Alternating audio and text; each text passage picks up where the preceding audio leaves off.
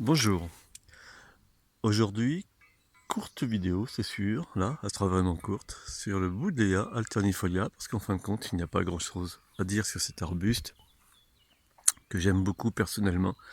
Alors excusez-moi, là, le talus, il faut que je passe le rotophile là, dans la semaine, mais j'ai préféré faire la vidéo maintenant, parce que sa floraison n'est pas encore terminée, mais elle est déjà bien avancée, donc je voulais vous le montrer. Donc désolé pour le côté hirsute du talus, qui me pose toujours un petit peu de soucis à entretenir. Vous voyez, il est un peu en pente, et donc il faut que je passe au rotophile sans abîmer les arbustes. Ce n'est pas évident.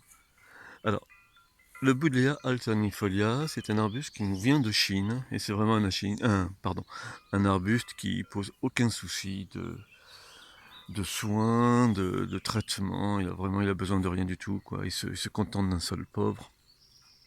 Il est vraiment un arbuste sans problème. Alors pourquoi alternifolia? C'est très simple, hein. Si on regarde les feuilles, eh bien, elles sont alternes. C'est-à-dire que, regardez, elles poussent pas en face l'une de l'autre. Vous voyez, elles sont alternées. Donc on appelle ça des feuilles alternes en botanique. Alors, vous voyez, sa floraison n'a rien à voir avec le Buddleia commun. Hein, ça fait plutôt des petites grappes. Mais le parfum est idem, hein. Vous voyez les abeilles de temps en temps, là, je pense sur ma vidéo. Des cirfes, des papillons, des bourdons viennent dessus. Ah là, il y a même un morosphinx. Je vais pas, est-ce que vous allez pouvoir le voir? Je pense que oui. Vous voyez le morosphinx là? Et évidemment, il embaume, hein. Là, je suis bon, proche de lui, évidemment, je le sens. Ils sont vraiment très bons. Donc, le Buddleia, vous voyez, il a un port pendula. C'est pourquoi je l'avais mis sur ce talus, pour qu'il recouvre un petit peu comme ça ce talus. C'est vraiment adorable. Alors les bouquins en règle générale disent qu'il fleurit en été, mais ici ce n'est pas vrai, hein. Il fleurit vraiment au début printemps. Et sa floraison va durer, je sais pas, dure 3 semaines, un mois peut-être, je sais pas exactement, mais oui c'est à peu près ça. Il a déjà démarré depuis un bon moment. Je vais essayer de monter, on va faire juste un petit tour, je vais remonter côté talus, excusez-moi, là je vous montre, tiens, on va en profiter vite fait. Là vous avez des variétés de rosiers à ce qu'on appelle à fleur d'œillet. Regardez comme c'est mignon, ces petites roses là, on dirait vraiment des œillets. Ce sont des rosiers hollandais. Donc j'ai les 3 variétés, vous verrez un peu plus loin. On va profiter là de regarder. Tiens, il devait y avoir un lézard sur l'anisodontea. L'anisodontea est le seul arbuste au monde à pouvoir fleurir 12 mois dans l'année.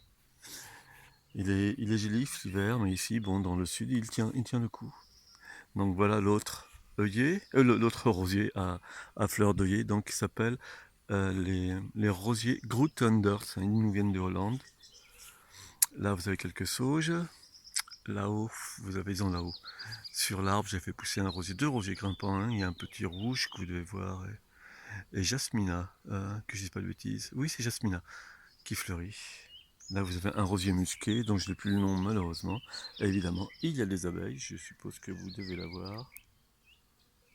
Voilà.